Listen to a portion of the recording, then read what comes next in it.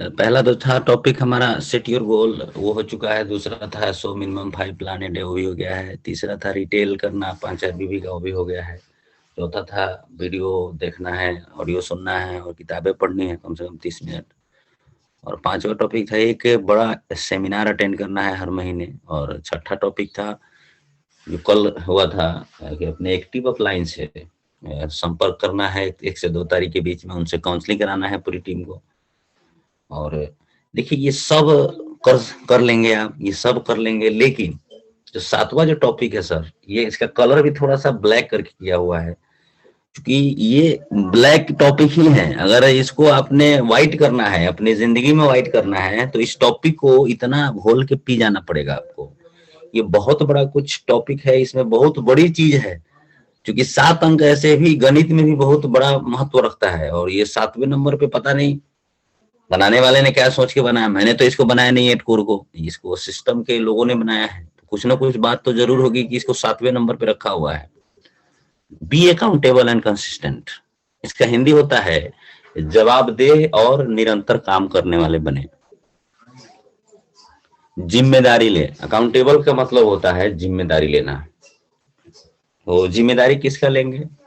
अभी तक हम लोग बात करते हैं, हमेशा बात करते हैं कि लोगों की जिम्मेवारी लीजिए, अपने टीम की जिम्मेवारी लीजिए। लेकिन सर उससे काम बनता नहीं है, बनने वाला भी नहीं है। क्योंकि अगर उससे बनने वाला होता तो हम पिछले, यहाँ जितने भी लोग बैठे होंगे लगभग पिछले 2 3 4 सालों से तो आरसीएम कर ही रहे होंगे और टीम की जिम्मेदारी लेके भी कर रहे होंगे, लेकिन उतना बड़ा रिजल्ट नहीं आ पा रहा है। तो कहीं ना कहीं प्रॉब्लम है, कहीं ना कहीं तरीका बदलना पड़ेगा हमें। और मैंने इसके लिए, मैं, मेरे गुरु हैं सतीश पंडित जी, मैं उन्हीं को सुनता हूँ कोई भी मुझे टॉपिक लेना होता है तो। और मैंने एक उनका टेप सुना और मुझे वहां पे दिख गया कि अरे यार ये है सही बात।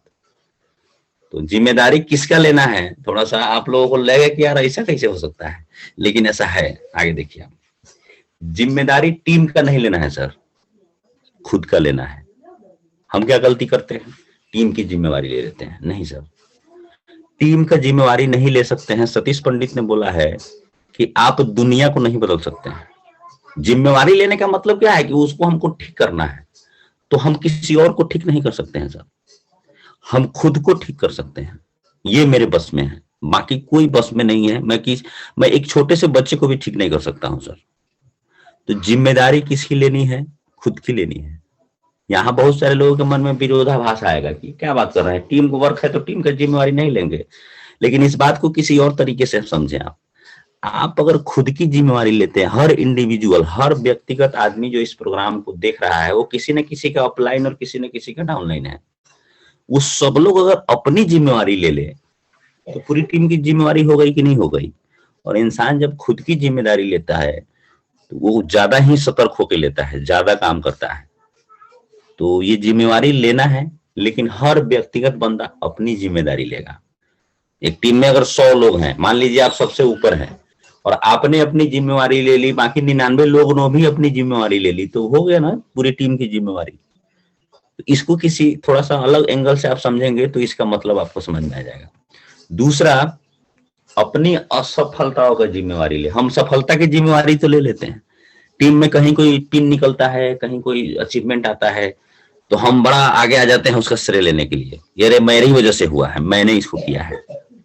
लेकिन क्या कभी असफलताओं का जिम्मेवारी आपने लिया है कि मेरी टीम अगर फेल हो रही है, मेरी टीम अगर असफल हो रही है, तो उसका कारण कोई और नहीं है, उसका कारण मैं हूं, मैं खुद हूं। और कैप्टन जो होता है ना टीम का, उसकी यही सबसे बड़ी पहचान होती है। लीडर जो होता है वो हर असफलता का, उसकी टीम में हो या उसकी खुद की हो, वो सर जिम्मेवारी लेता है कि नहीं ये मेरी वजह से हुआ है। और तीसरा है अपने सपनों का। ये 3 चीजें हैं सर, जिम्मेवारी लेना, बी अकाउंटेबल एंड कंसिस्टेंट, 2 इसमें शब्द हैं 7वें नंबर पे 8 कोर में। इसका पहला है अकाउंटेबल, मतलब जिम्मेदार बनना है आपको। तो जिम्मेदार इन 3 चीजों के प्रति बनना है, खुद के प्रति, अपनी असफलताओं के प्रति और अपने सपनों के प्रति। ये क्यों करना है आगे देखते हैं। जिम्मेदारी लेना है खुद का, क्यों? सबसे अहम है आपकी रॉयल्टी।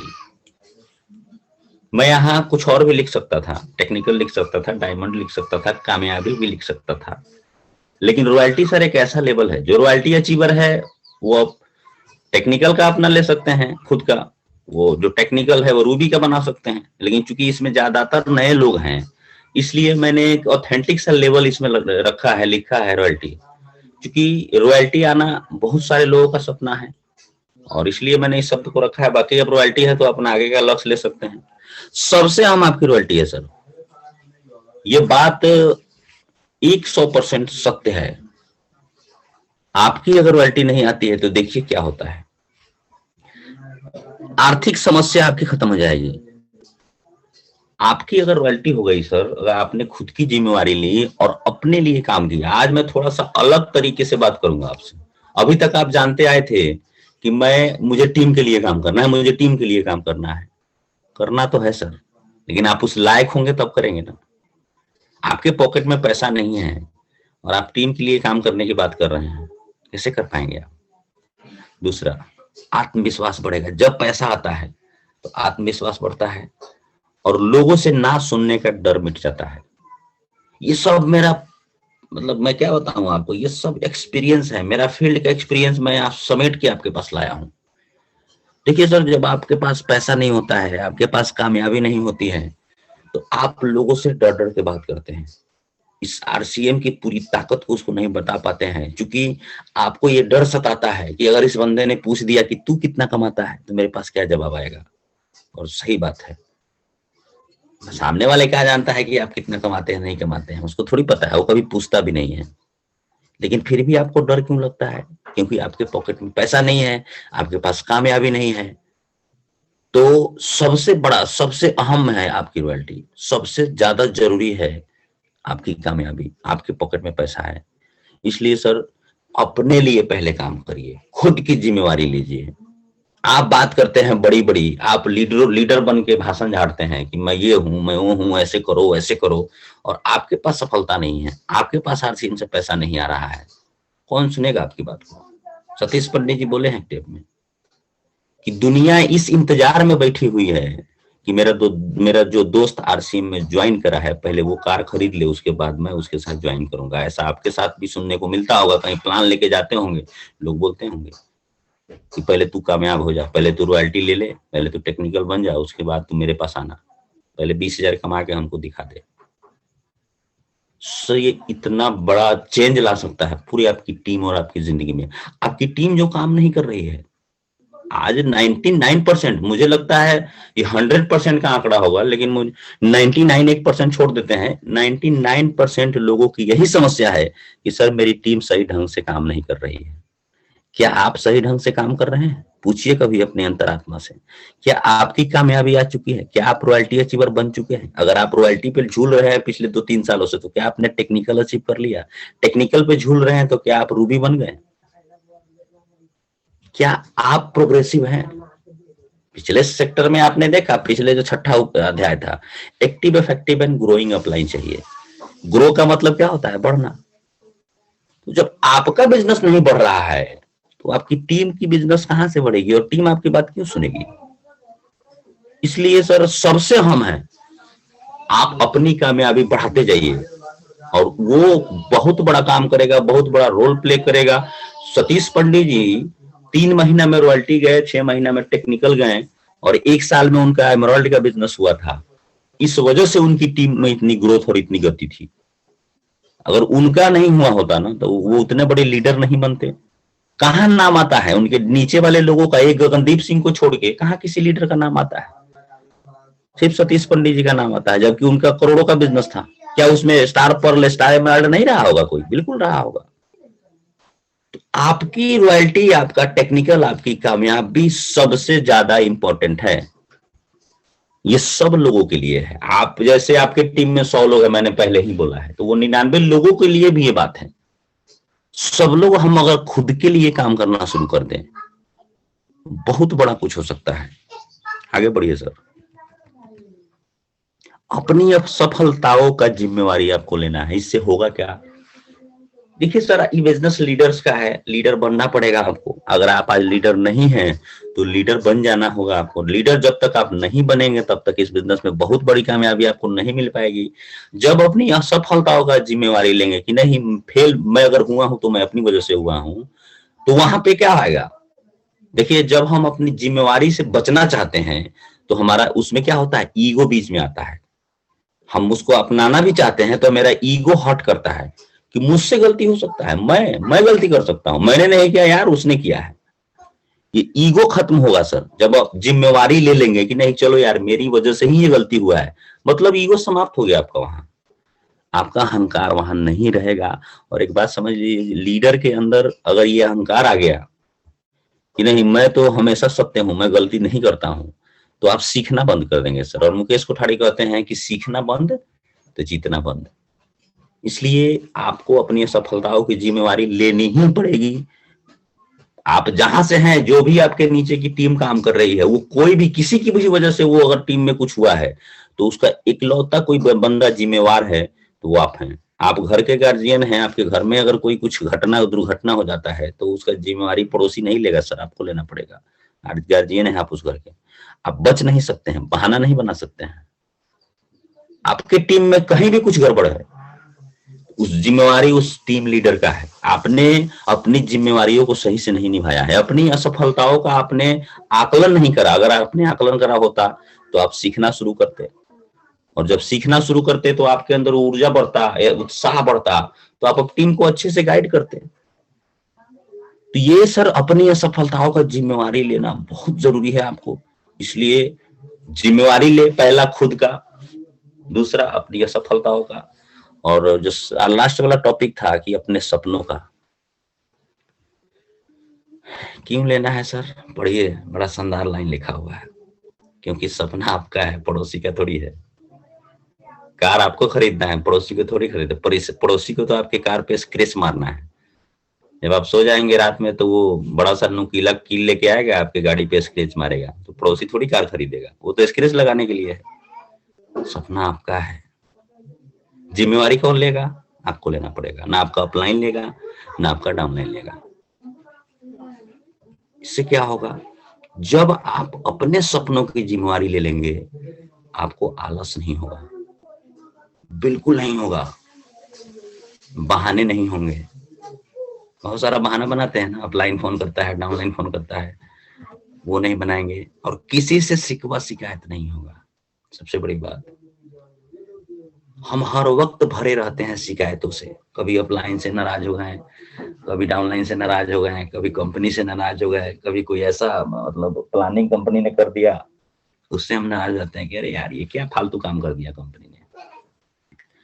क्योंकि सपना नहीं है आपके पास। अगर आप देखिए, ये 3 चीजें लिखी हुई है, आलस, बहाने और शिकवा शिकायत। अगर ये आपके अंदर है तो बस उसका एक ही कारण है कि आपके पास सपना नहीं है। अगर सपना है भी तो वो कल्पना है, सपना नहीं है। क्योंकि जिसके पास सपने होते हैं वो कभी ये 3 चीजें नहीं करते हैं। अब देखिए, हिस्ट्री उठाइए ना, बड़े बड़े जो सफल लोग हुए हैं, वो ये कभी ना आलस किए, ना बहाने बनाए, ना शिकवा शिकायत किए। तो अगर ये 3 चीज आप में आ रहा है तो आप समझिए सपने की कमी है आपके पास, सपना आपके पास है ही नहीं। ये जिम्मेदारी लेने का था। अगला जो हमारा दूसरा, जो इस 7वें स्टेप्स का जो दूसरा हमारा जो टॉपिक है, कंसिस्टेंसी, यानी लगातार प्रयास करना है। किस दिशा में करना है? काम तो कर ही रहे हैं आप लोग, दिन रात 24 घंटा भागते रहते हैं, काम होता रहता है, लेकिन बिजनेस अगर नहीं बढ़ता है तो क्यों नहीं बढ़ता है? प्रयास सर काम करने में नहीं करना है, इन 3 चीजों में करना है। अपनी योग्यता बढ़ाने में, टीम की योग्यता बढ़ाने में, और टीम से भावनात्मक यानी इमोशनल बॉन्डिंग आपको बनाना है अपनी टीम से। मैं एक लीडर को सुन रहा था, बहुत बड़े लीडर थे वो, शिव खेड़ा ही से थे शायद। वो बोलते हैं अपनी एक ट्रेनिंग में कि इंडिया जो है, भारत देश हमारा जो है, ये इमोशनल बॉन्डिंग पे काम करता है। आप यहाँ अगर इमोशनली जुड़ गए ना, उनकी भावनाओं से जुड़ गए, तो आप यहाँ किसी भी आदमी से कुछ भी करवा सकते हैं, कुछ भी करवा सकते हैं सर। क्योंकि यहाँ के लोग इमोशनल बॉन्डिंग में अपनी हदें पार कर जाते हैं। जब वो किसी को भावना से जब जुड़ते हैं, जब किसी के साथ इमोशन से जुड़ते हैं, बोले तो आप सीधी भाषा में समझे तो दिल से जब जुड़ जाते हैं किसी से, तो वो किसी भी हद तक जा सकते हैं उसके लिए। ये भारत के लोगों का मानसिकता है। तो प्रयास आपको बिजनेस करने में नहीं करना है सर, क्योंकि आप अगर बिजनेस करने में प्रयास करते चले गए तो ये 3 चीजें आपकी मिसिंग हो जाएगी। और देखिए सर, ये उल्टा है, ये 3 चीजों से आपका जो बिजनेस है ना वो इतना बढ़ जाएगा ना कि आपको बिजनेस करना ही नहीं पड़ेगा। सतीश पंडित जी कहते हैं कि आप ऐसे बन जाए ना कि आप जहां खड़े हो जाएं वहां बिजनेस हो जाए। आपका फिजिकल प्रेजेंस यानी आपकी शारीरिक उपलब्धि ही काफी है बिजनेस बढ़ाने के लिए। आपको बोलना नहीं पड़े, आपको कुछ बताना नहीं पड़े, वैसे बन जाइए आप। तो इसलिए प्रयास करना है, कहां पे करना है? योग्यता बढ़ाने में करना है। कैसे बढ़ेगी आपकी योग्यता? देखिए, हम फील्ड में जाते हैं सर, क्यों जाते हैं? रिजल्ट के लिए जाते हैं। अच्छी बात है, जाना चाहिए, लेकिन योग्यता कैसे बढ़ेगा? आपको रोज मैक्सिमम 5 प्लान डे की बात जब की जाती है तो क्यों की जाती है? कहीं ना कहीं ये 7 जो 8 कोर्स स्टेप्स हमारा टोटली है, कहीं ना कहीं एक दूसरे से कनेक्टेड है, कहीं ना कहीं ये सब आपस में जुड़े हुए हैं। तो रोज से ज्यादा जब लोगों से हम मिलेंगे तो क्या होगा? वो उसमें 90% लोग तो निगेटिव बात करेंगे, तो उनकी नकारात्मक बातों को नोट कर ले। आप एकदम फ्रेशर हैं, नए हैं, वाइटल भी आपके पास नहीं है, उसके लिए ये स्लाइड है सर। क्योंकि आप जब नकारात्मक बातें सुनते हैं तो आपका माइंड नेगेटिव होता है, लेकिन क्या करना है? उन नकारात्मक बातों को नोट करना है और उन नकारात्मक बातों का सटीक जवाब ढूंढना है। वो तो क्या होता है आपके पास? जब लोगों के नेगेटिव क्वेश्चन का आंसर देना आपको आ गया, उसी को तो योग्यता बोलते हैं। ये बिजनेस क्या है? टॉकिंग इंडस्ट्री है, बातचीत करने का बिजनेस है। तो बातचीत करने के क्रम में अगर हम लोगों को संतुष्ट कर पाए, लोगों के सवालों का सही सही जवाब दे पाए, हो गया। हमारी योग्यता यही है ना, इसी से तो बिजनेस बढ़ता है हमारा। हमको हाजिर जवाबी बनना है, हाजिर जवाब बनना है। जैसे अकबर के दरबार में एक बीरबल जी थे, अकबर साहब कोई भी सवाल पूछते थे तो सटाक से उनके जबान पे जवाब होता था, दे देते थे वो। उसी तरह से आपके अंदर योग्यता होनी चाहिए कि फील्ड में कोई भी बंदा कोई भी सवाल आपसे पूछता है तो उसका जवाब आपके जबान पे होना चाहिए। ये कैसे आएगा सर? ये बहुत सारा आपको इकट्ठा करना पड़ेगा, नॉलेज, योग्यता बढ़ानी पड़ेगी, अपनी अपने अंदर के नॉलेज को बढ़ाना पड़ेगा। कभी कभी लोग नकारात्मक बात आपका मजाक उड़ाने के लिए भी करते हैं, तो उससे कैसे हैंडलिंग करना है, इन सब चीजों पे प्रयास आपको करना है। समझ नहीं आता है तो आपने चौथे उसमें देखा स्टेप्स में कि आपको बुक्स पढ़ना है, ऑडियो देखना है, वीडियो देखना है, सब कुछ उपलब्ध है यूट्यूब के ऊपर। आपके फील्ड में अगर कोई किसी ने किसी टाइप का कोई सवाल कर दिया, आप यूट्यूब में जाइए, उस चीज का नाम डालिए, वहां पे सैकड़ों वीडियो आपको मिल जाएंगे, उससे देख लीजिए। नहीं उससे होता है, अपलाइन को फोन करिए, अपलाइन से बात करिए। बहुत सारा रास्ता है, आप ढूंढेंगे कहीं ना कहीं से आपको मिल जाए। ढूंढने से तो भगवान जी भी मिल जाते हैं, तो फिर ये सब क्या बात है, ये सब तो मिल ही जाएंगे। अगला जो हमारा लगातार प्रयास करने का जो है वो है टीम की योग्यता बढ़ाने में। टीम की योग्यता कैसे बढ़ती है? बहुत सारा सर मैंने इसके ऊपर रिसर्च किया, बहुत सारी जानकारी इकट्ठा करी कि टीम अगर किसी के पास है तो वो उस टीम को हमेशा एनर्जेटिक और चार्ज कैसे रख सकता है, कैसे उस टीम से मैक्सिमम काम करवाया जा सकता है। तो टीम की योग्यता बढ़ाने के लिए आपको क्या करना पड़ेगा? ये 3 महत्वपूर्ण कदम है सर।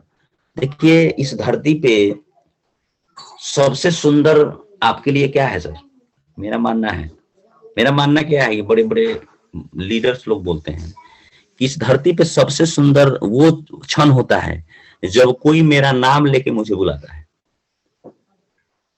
आपका जो भी नाम है, कोई तीसरा बंदा जब आपको नाम से आपको बुलाता है, वो बड़ा खुश, मतलब सुखद एहसास होता है उस समय। तो टीम के जो भी मेंबर हैं आपके, उनको महत्वपूर्ण होने का एहसास करवाना है आपको। महत्वपूर्ण का मतलब है कि हाँ, आप भी हैं, आपके अंदर भी क्वालिटी है, आपके अंदर भी वो सब चीज है कि आप इस बिजनेस को कर सकते हैं। उनके उनके जैसे हनुमान जी के अंदर सारी चीजें थी, उनको पता नहीं था, उनको तो लगता था कि मैं एक बंदर हूं। लेकिन जामवंत जी ने उनको महत्वपूर्ण होने का एहसास कराया, उनको बोला कि अरे यार, तुम तो ये समुद्र को एक झटके में लांग जाएगा। लांग गए। हर इंसान के अंदर हनुमान है, आपको जामवंत बनना है। वो कैसे होगा? उनके अच्छे कार्यों की प्रशंसा और प्रोत्साहन देने से होगा। कभी भी शिकायत या आलोचना नहीं करे अपनी टीम के, अपने डाउनलाइन की। क्योंकि देखिए सर, शिकायत एक ऐसा इंजेक्शन है ना, जैसे किसी के शरीर में घुस जाता है ना, उसका एनर्जी लेवल डाउन हो जाता है। ये एनर्जी लेवल डाउन करने का ये दो इंजेक्शन है, शिकायत और आलोचना। ठीक है, उसने गलती करा है, उसको अकेला में ले जाके बात करिए। उस समय भी आपको पहले उसकी अच्छे कामों की प्रशंसा करनी है, तब जाके उसको उसके, और अच्छे काम की प्रशंसा करने के बाद उसके एक जो गलती उसने किया है उसको बस हल्के फुल्के ढंग से उसको बताना है। जैसे डॉक्टर जब चीर फाड़ करने जाता है, पेट चीरता है, ऑपरेशन करता है, तो बेहोशी का इंजेक्शन लगाता है ना। तो जब आप किसी का ऑपरेशन करने जाएं, मतलब अपने डाउनलाइन से कोई गलती हुआ है, आप उसका अगर आलोचना या शिकायत करना चाहते हैं, तो पहला कंडीशन है कि उसको एकांत में लेके आइए, उसके डाउनलाइन के सामने कभी भी उसकी शिकायत नहीं कीजिए, नहीं तो उसका ईगो हर्ट हो जाएगा, वो दुश्मनी पाल लेगा आपके बदले, आपके मतलब आपको लेके अपने दिल में। तो पहले इंजेक्शन लगाइए उसको बेहोशी का, यानी कि पहले उसके अच्छे कार्यों की तारीफ कर दीजिए, तब लास्ट में एक दो शब्द में उसको बोल दीजिए कि सब कुछ तो आपका अच्छा था, लेकिन ये जो काम आपने करा ना, ये थोड़ा सा और बेहतर हो सकता, गलती नहीं बोलना है, और बेहतर तरीके से किया जा सकता था। ये एक अच्छे टीम लीडर की पहचान है। कभी भी अपने टीम के लोगों को हताश नहीं करना है, निराश नहीं करना है उनको, क्योंकि जब आप ही घर का गार्जियन ही बच्चे को गाली देना शुरू कर दे कि तू नालायक है, तुमसे कुछ नहीं होगा, तुम धरती का बोझ है, तुम पैदा क्यों हो गया, पैदा होने से पहले मर क्यों नहीं गया, क्या वो बच्चा कुछ जिंदगी में अच्छा कर पाएगा? कभी नहीं कर पाएगा सर। प्रशंसा एक ऐसी जड़ी है, एक ऐसा इंजेक्शन है ना, कि अगर ये जिसके अंदर लग गया ना, फिर वो क्या कहें, वो रुकता नहीं है जल्दी। इसलिए अगर अभी तक हम लोग कर रहे थे, तो इन चीजों पे हम कंट्रोल करें। हमारी टीम की योग्यता अगर नहीं बढ़ रही है, तो कहीं ना कहीं हमारी बातों से इतना ज्यादा डिस्टर्ब हो जाता है बंदा, कि वो काम पे ऊपर उसका फोकस नहीं जा पाता है, वो पूरा उसके दिमाग में खिचड़ी हो जाता है। इसलिए जब भी कभी भी इस तरह का नौबत आए, तो प्यार से एकांत में ले आके बड़े पहले उसकी प्रशंसा करनी है, उसके अच्छे कामों की, तब उसका थोड़ा सा जो बुरा किया है उसमें सुधार करने के लिए बताना है। और सबसे बड़ी बात है, प्रोत्साहन जरूर दे सर। डायरेक्ट सेलिंग इंडस्ट्री का सबसे बड़ा ये एक तरह से जादू की तरह काम करता है ये प्रोत्साहन, जिसको बोलते हैं सम्मानित करना, स्टेज पे बुला के। ये जरूर करिए जब भी आपके टीम में कहीं कोई अचीवमेंट आता है, जब भी कोई आदमी अच्छा काम करता है, वो किसी भी फील्ड में। देखिए, प्रोत्साहन देने के लिए कोई नियम कोई कानून नहीं होता है सर। आपको लगता है कि नहीं, मेरी टीम के इस बंदे ने इस महीना 10,000 का माल बेच दिया है, करिए उसको प्रोत्साहित। मेरे टीम के इस बंदे ने 5-7 लोगों को ज्वाइन करा दिया है, करिए। क्राइटेरिया नहीं होता है प्रोत्साहन देने का, कोई उसका नियम कानून नहीं है, आप जब चाहे जैसे चाहे कर सकते हैं। कि प्रोत्साहन देने का, आपका बच्चा जब मैट्रिक में फर्स्ट करता है या फिर सेकंड करता है या फेल करता है, क्या फेल करेगा तो आप उसको प्रोत्साहन नहीं दे सकते हैं? आपका बच्चा है, कुछ भी कर सकते हैं आप उसके साथ। प्रोत्साहन देने के लिए डेट और समय तय मत करिए कि इस दिन और ये टारगेट पे देंगे, बिल्कुल नहीं। आपको जब मन करता है दे दीजिए। आप बिना काम किए भी लोगों को बुला के थोड़ा सा प्रोत्साहित कर दीजिए आप। अभी हाल की घटना मैं आपको बता रहा हूँ सर, ये हाल की घटना है, आपने देखा भी होगा, अगर क्रिकेट आप देखते होंगे तो आपने देखा होगा। सेकंड जो वनडे मैच था इंडिया और श्रीलंका के बीच, इंडिया उस मैच को हार गई थी सर। एक 7वें-8वें नंबर का बल्लेबाज जो बॉलर है, उसने आके 80 रनों की पारी खेली और वो उस मैच को जिता दिया। जानते हैं क्यों? क्योंकि उसके जो कोच ने, उसका जो कोच था, उस इंडियन टीम का जो कोच अभी है, अभी ये 3-4 दिन पहले की घटना है, राहुल द्रविड़। राहुल द्रविड़ ने मैसेज भिजवाया कि तुम ये मैच जीत सकता है, बस इतना ही बोला उन्होंने, और बोला कि तुम पूरी 50 ओवर खेल के आओ, तुम ये मैच जीत सकता है। दीपक चाहर बैटिंग कर रहा था उस टाइम, और उस बॉलर ने, बॉलर बैटिंग नहीं करता है सर, उसने कभी इस तरह की बैटिंग नहीं की, लेकिन एक प्रशंसा ने, राहुल द्रविड़ के एक प्रशंसा ने दीपक चाहर के अंदर इतना एनर्जी डाल दिया कि श्रीलंका के अच्छे अच्छे वर्ल्ड क्लास गेंदबाजों की धुलाई कर दिया उसने। एक बॉलर होके अच्छे अच्छे गेंदबाजों की धुलाई किया, जबकि बॉलर का काम बैटिंग करना नहीं होता है, वो प्रशंसा ने कराया। तो लगातार इस चीज को करें। ये लाल से लिखा हुआ है शिकायत और आलोचना, सर बिल्कुल ना करें। ये बहुत आपके लिए, आपके टीम के लिए, आपके बिजनेस के लिए सर ये कैंसर का काम करता है। टीम से भावनात्मक संबंध बनाने में ये बहुत बड़ा टॉपिक है सर। मैंने आपको पहले ही बोला है, स्लाइड शुरू करने से पहले बोला है कि ये इंडिया जो है, हमारा भारत देश जो है, ये सर इमोशनल अटैचमेंट से चलता है, भावनात्मक संबंध से इंडिया हमारा चल रहा है। इसलिए इमोशनल बॉन्डिंग अगर आपकी टीम से नहीं है, तो आप बहुत बड़ा काम नहीं कर पाएंगे। आप कर ही तो रहे हैं दाल रोटी। देखिए दाल रोटी का माना, बहुत सारे लोगों को लगता है कि मैं 10-20-50 हजार कमा रहा हूं, तो अब क्या चाहिए यार से सर। तो वो तो आप कमा रहे हो, तो ट्रेडिशनल बिजनेस में भी कमाते थे ना उतना। उसके लिए अगर आप इस बिजनेस में आए हैं तो यहाँ बैठने की कोई जरूरत नहीं है आपको। यहाँ हम बैठे हुए हैं स्टार रूबी एंड अबव जाने के लिए।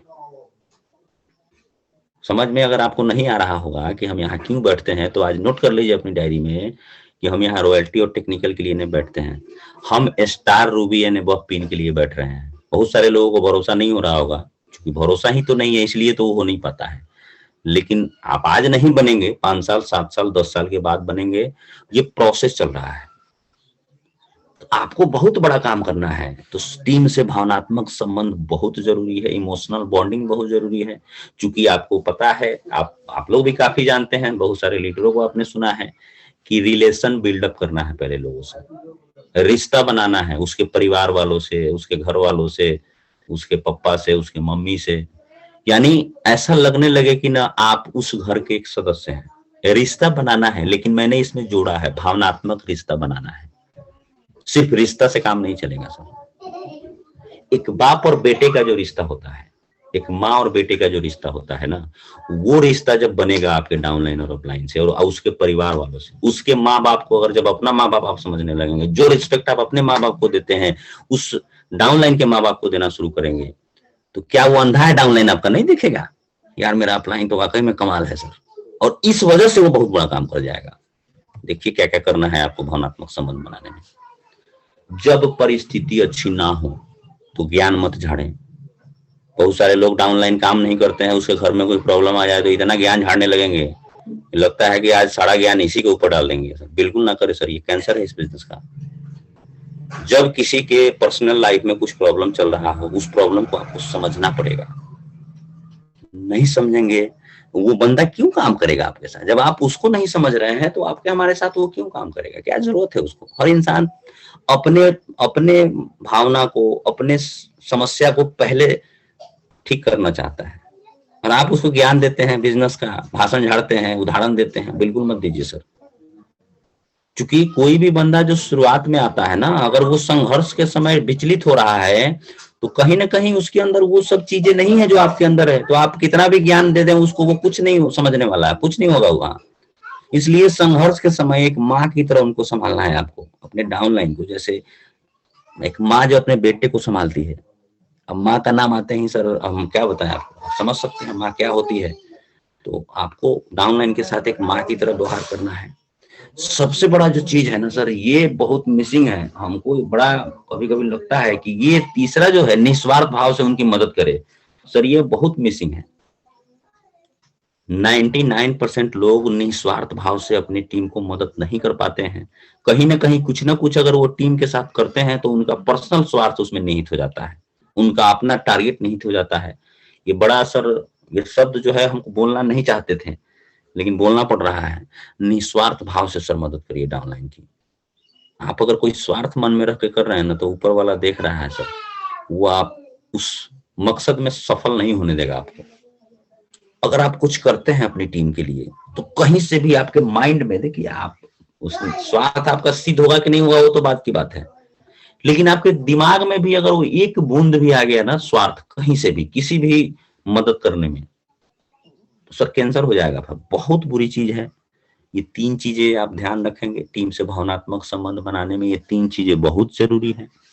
और अगर आपने ये सब कर लिया, ये अकाउंटेबल एंड कंसिस्टेंट वाला चैप्टर का ये सब है। पहला तो था जिम्मेवारी लेना है, दूसरा है लगातार प्रयास करना है। किस दिशा में करना है ये आपने देखा, ये करना है सर। अगर आपने ये कर लिया तो बहुत बड़ा कुछ हो सकता है, लेकिन पहले करना पड़ेगा, करके देखना पड़ेगा। बहुत समय, बहुत शांति से आपने इस प्रोग्राम को देखा है, इसके लिए आपका धन्यवाद देना तो बनता है। और साथ में JR CM भी बोल लेते हैं। बहुत शानदार, बहुत शानदार, बहुत